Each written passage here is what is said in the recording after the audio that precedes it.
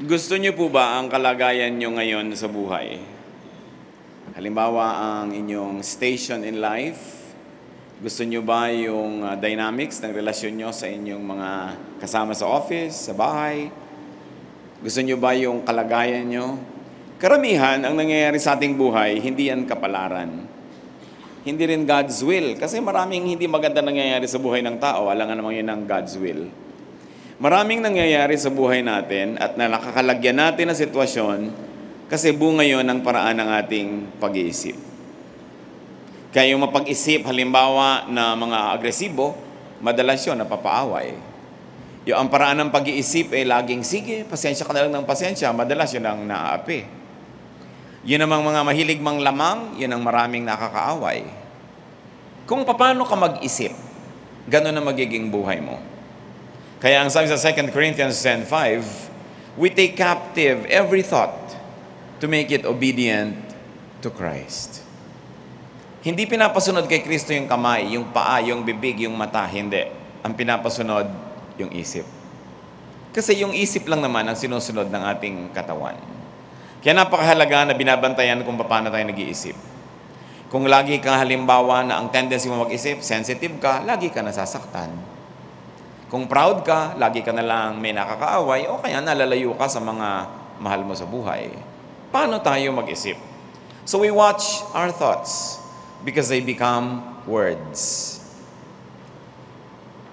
Words can become actions. Actions can become habits. Pag pinag-uulit-ulit, habits can become your character, and your character, your destiny.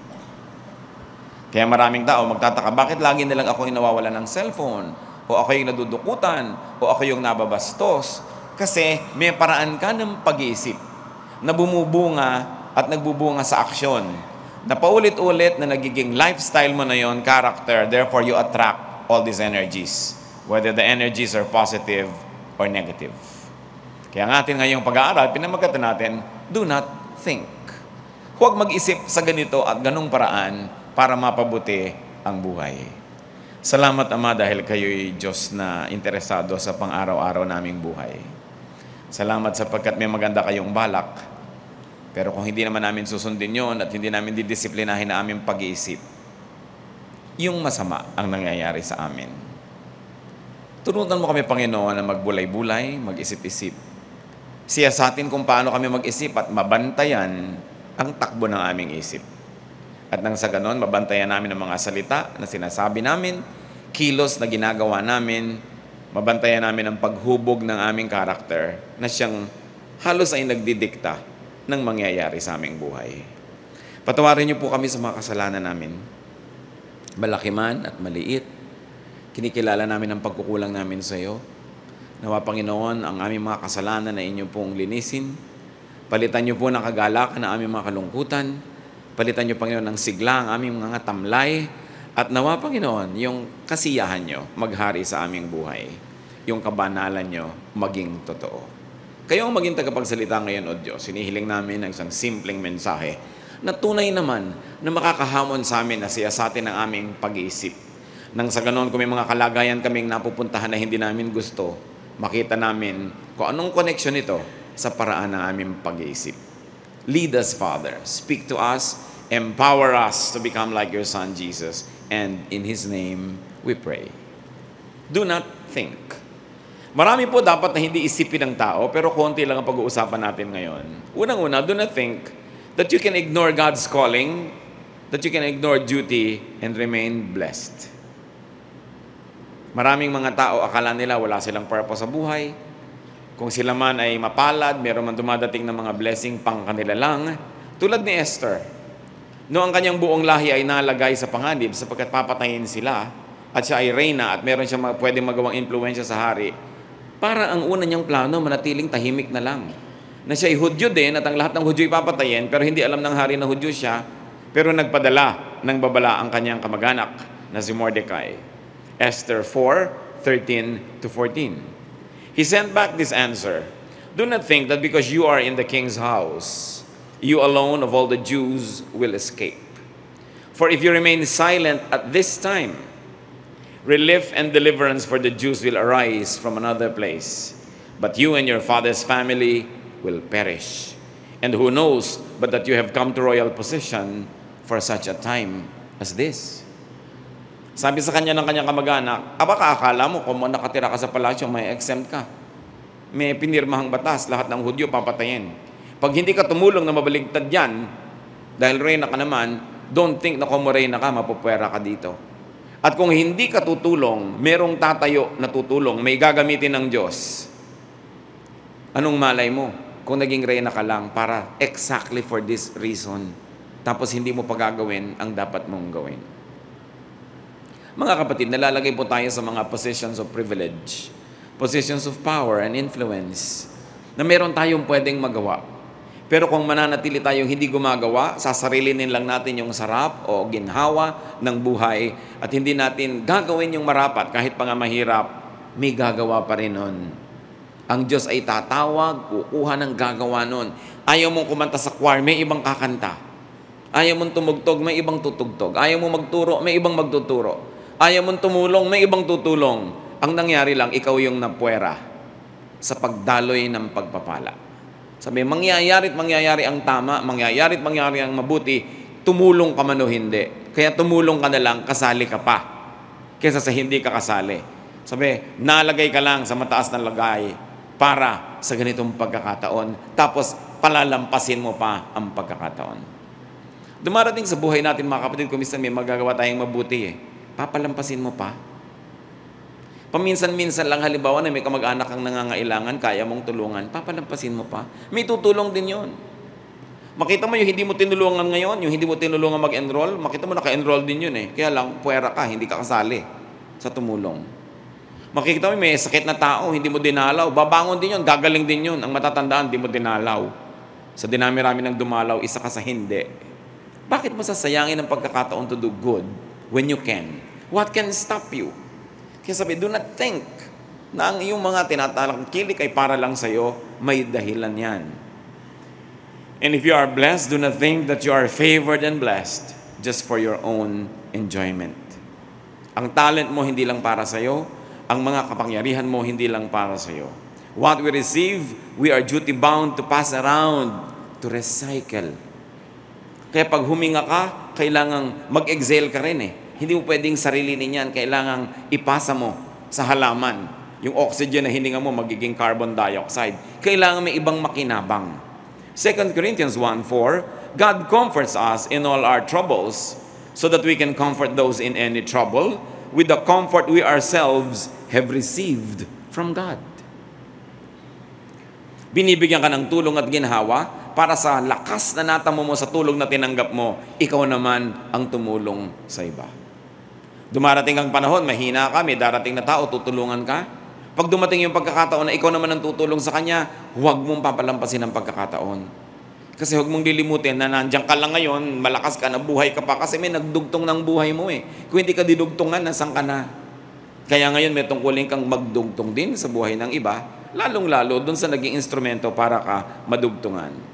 Sa may mga problema, tayo po ng mga lumalampas sa problema, meron na tayong obligasyon na maging matulungin sa mga nandun at kasalukuyang nasa panahon ng problema.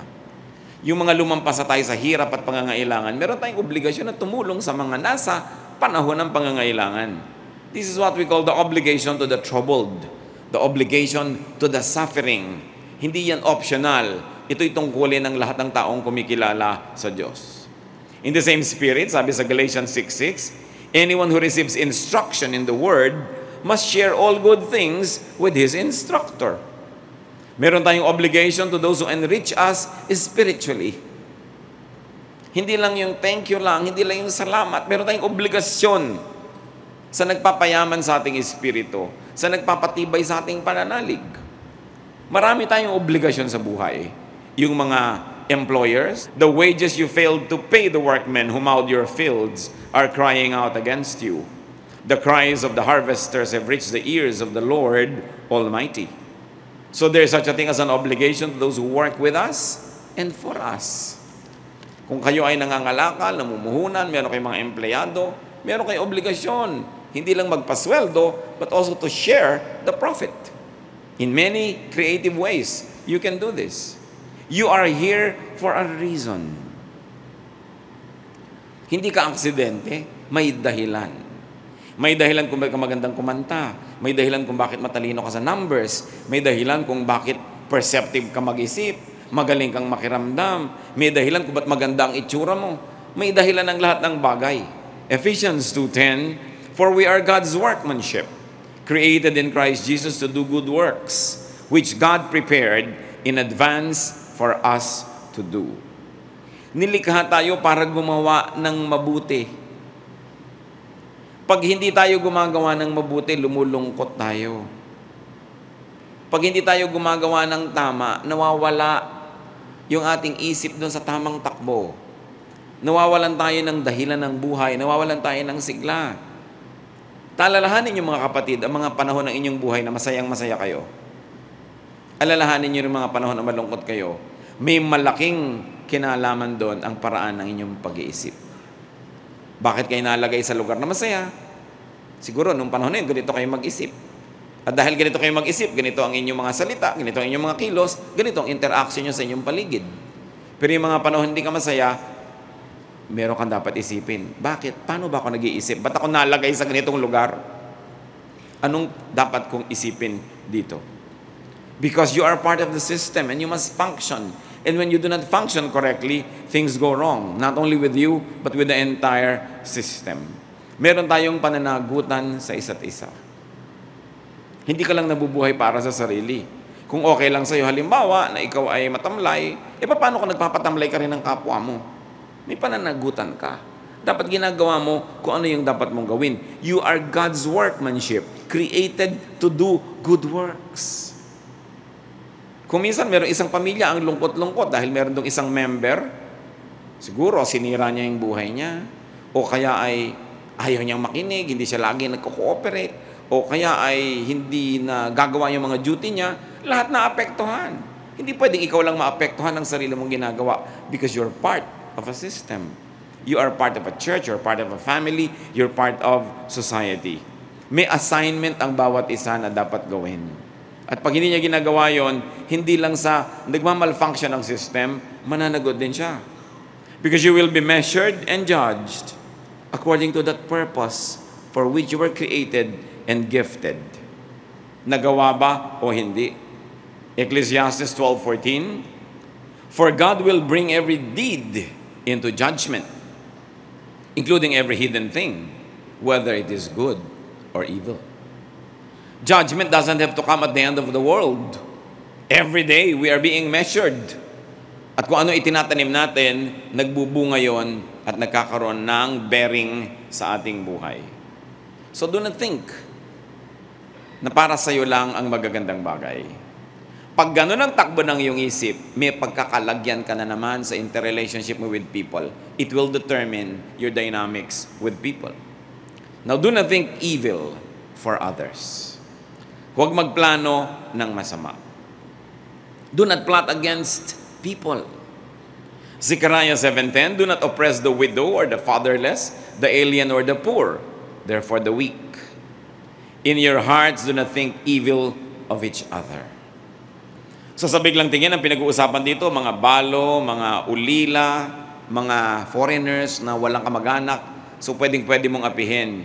Pero generically, ang sinasabi din dito, huwag mong apihin yung kaya mong apihin. Kung meron kang impluwensya, kapangyarihan, meron kang kakayanan kahit papano na manakit ng damdamin, kawawain ng isang tao, huwag mong gawin.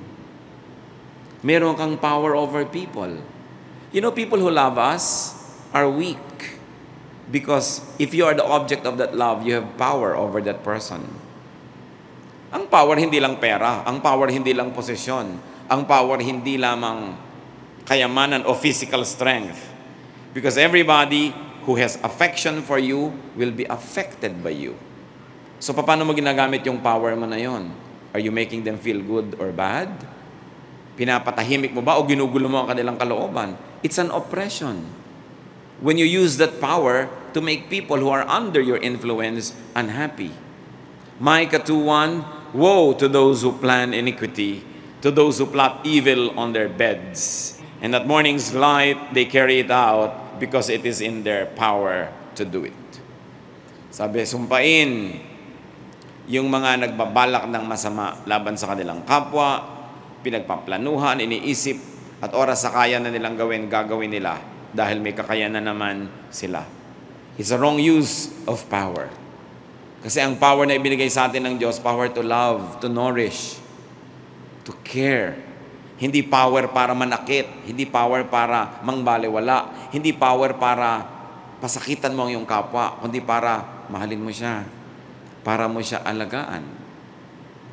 And very especially, God hates plotting evil against the innocent and against those who are good to you. Yang mga paggawa na yan ng masama, hindi lang eka mo yung paggawa ng masama. Pwede kang magplano, gagawin kita ng masama. Okay? Masama yun. Pero pwede ka rin magplano, hindi kita gagawa ng mabuti. Masama na rin yun. Because for him who knows what is right to do and does not do it, it is sin. So hindi sapat na gagawa ka ng destructive thing. Yun lang hindi ka nakakagawa ng constructive thing na kaya mo naman, masama na yun. Nagbabala ka, ay, ibablock ko ang kanyang mga plano. Bibiguin ko ang kanyang mga gusto. Kung mataas ang ranggo mo, ay, tatanggalan ko siya ng promotion. O kaya may binabala ka, basta, hindi ko siya pasasayahin. Hindi ko siya bibigyan ng halaga. Masama rin mga plano yun. Dahil ang itinuto sa atin ng Diyos is to do good. Especially to those who are in the family of faith, who are in your own family, in your circle of friends, those who are in a loving and nourishing relationship with you. Another way is do not think proudly. Marami tayong kinakasadlakan na hirap. Hirap sa buhay, hirap ng loob, kasi tayo ay mapagmataas.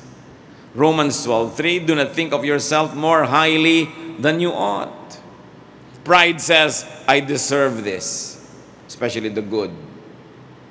Pag na-promote ka, I deserve this. Mas marami kang uwing pera kaysa doon sa kasama mong partner sa trabaho, I deserve this. Mas masarap yung ulam mo kaysa kapatid mo, I deserve this. Oras na nagsimula tayo mag-isip ng ganyan mga kapatid, maghagasgas ang ating budhi, mababawasan ang sensitivity natin sa ating kapwa, we will begin to have a sense of entitlement. Then we become less kind and less giving and nourishing. So pride says, I deserve this good. And on the reverse, pride says, I don't deserve this evil. Pag may nangyayari sa ating hirap, ang unang sinasabi ng mga mapagmataas, hindi ko to deserve. I deserve a better deal. I deserve a better treatment. I deserve a better whatever. Pero dapat mong isipin, totoo ba yun? Or do I really deserve the evil that is happening in my life? Pag may nangyayari sa buhay natin na hindi maganda, masakit, mahirap, ang dapat natin munang isipin, ano ba ang pananagutan ko? Bakit nagkaganito? Hindi lagi mong isipin, iba ang may pananagutan, yung kalaban ko ang may pananagutan, ako, I'm entitled to something better. I am not deserving this wrong that is happening to me. The moment you think that way, you will never be able to correct yourself. Ano bang mawawala sa isang tao kung una niyang inisip na siya ang may kasalanan? Halimbawa, may nagka-problema, isipin mo agad, ako may kasalanan. May masama bang mangyayari sa iyo noon? Wala. Kasi kung talaga namang hindi ikaw may kasalanan, lalabas din yung totoo at yung budhi mo rin na magsasabing, wala ka naman talagang kasalanan. So you better begin with that. Nagkagalit kayo ng kumare mo, huwag mo agad isipin, kasi masama siya, kasi ganun siya. Isipin mo agad, teka, ano ang problema sa akin? Ano bang ginawa ko na nag-contribute sa ganitong pangyayari? Kasi kung talagang wala naman kayong ginawang masama, lalabas din yung totoo. Paano kung meron pala? And usually, meron naman. Pero ano ngayon ang mangyayari kung agad-agad sisisihin nyo yung kapwa nyo? Absuelto agad ang sarili ninyo. Tapos may mga advice pa siya, oo, tama ka, tama ka. Kuminsan, you don't get good advice, kaya mali-mali ang nangyayari sa buhay mo.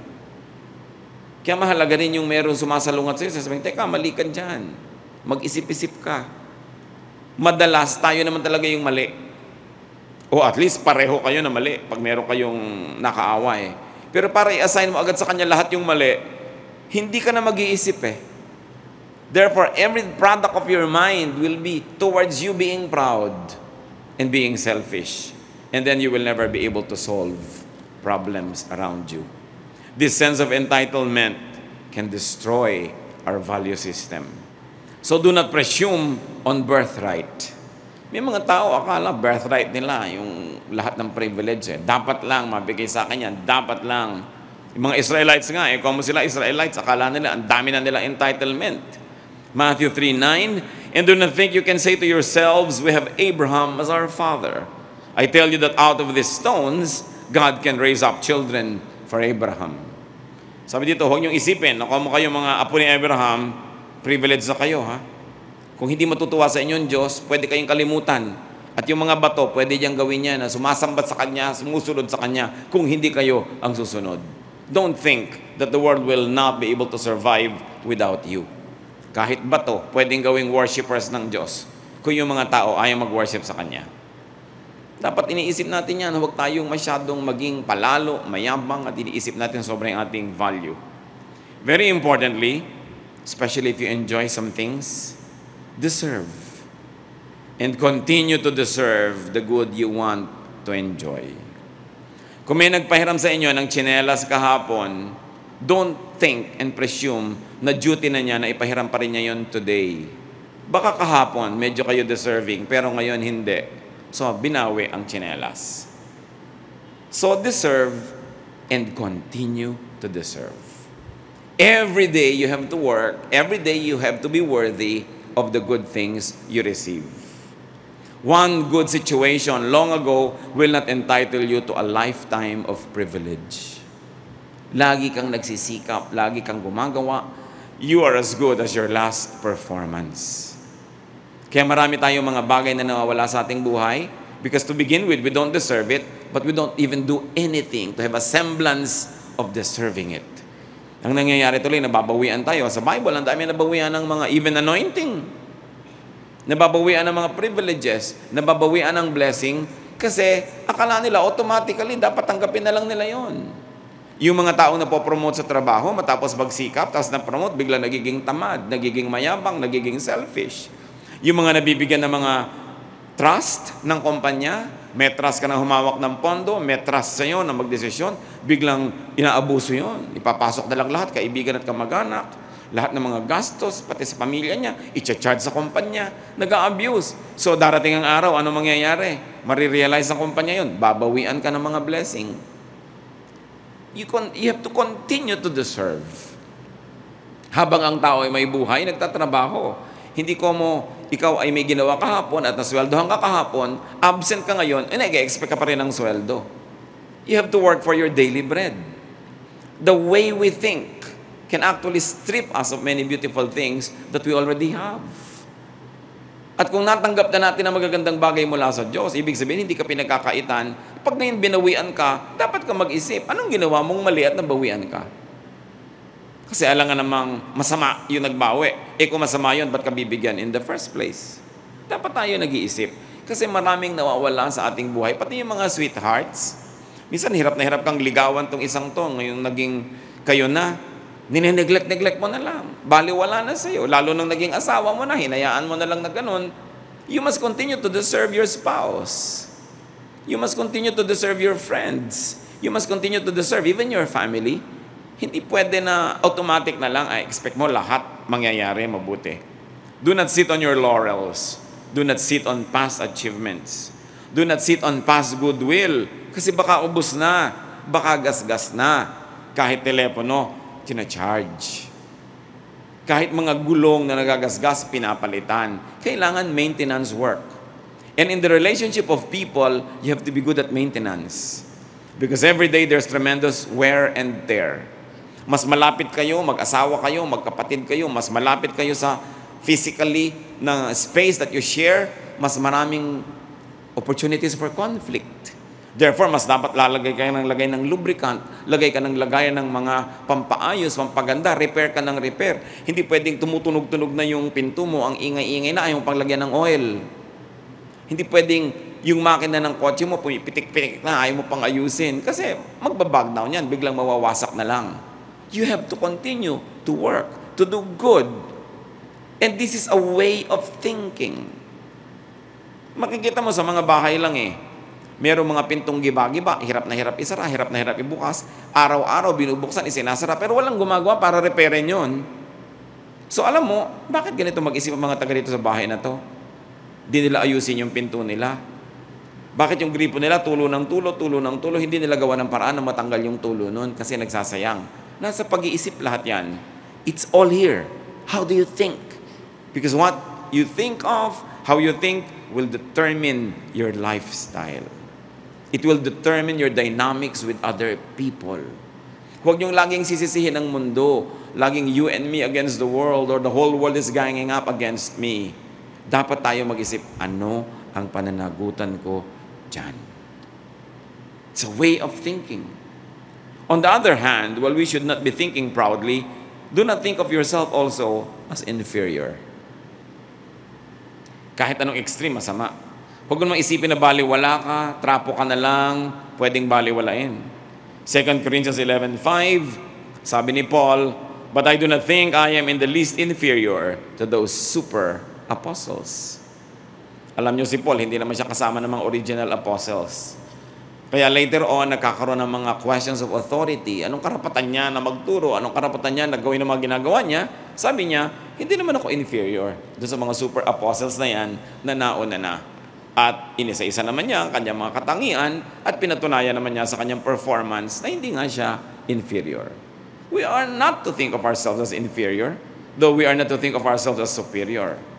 Psalm 139:14, "For I am fearfully and wonderfully made."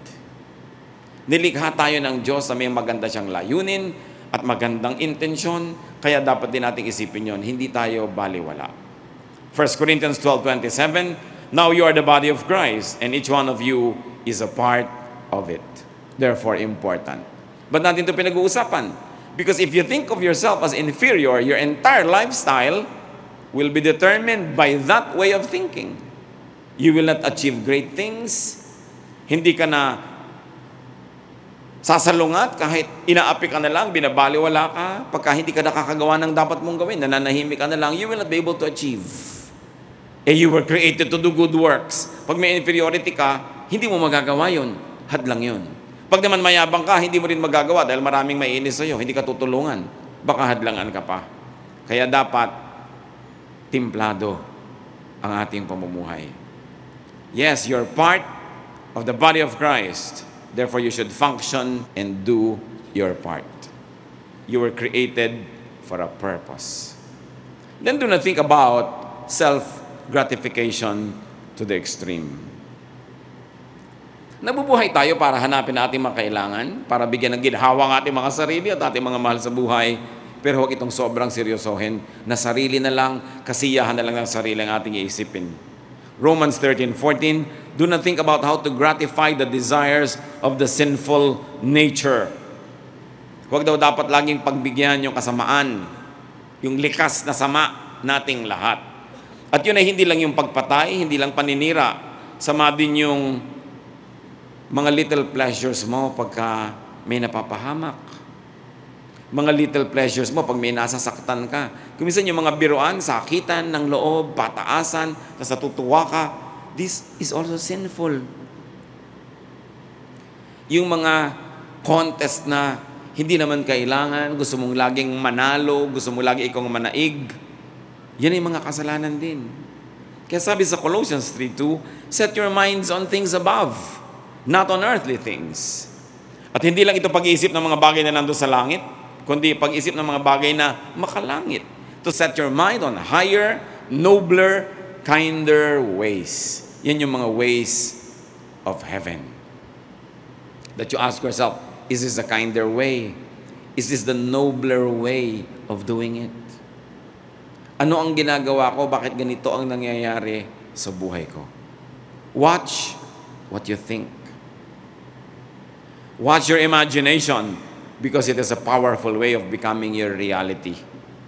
Pag sa inyong higaan ngayong gabi, iniisip nyo pa lang, ay, dadalawin ko ang ninang ko bukas, malamang madalaw nyo. Pero pag sa higaan nyo sinabing bukas, hindi ko siya pupuntahan, malamang hindi nyo siya mapuntahan. Kasi ang lahat nangyayari sa isip. Pag sinabi ng isip mong, ay, ako magpapakumbaba, pagkakausap ko ang lola ko, pag biglang kaharap mo na siya, magiging mapagpakumbaba ka kasi inisip mo na eh.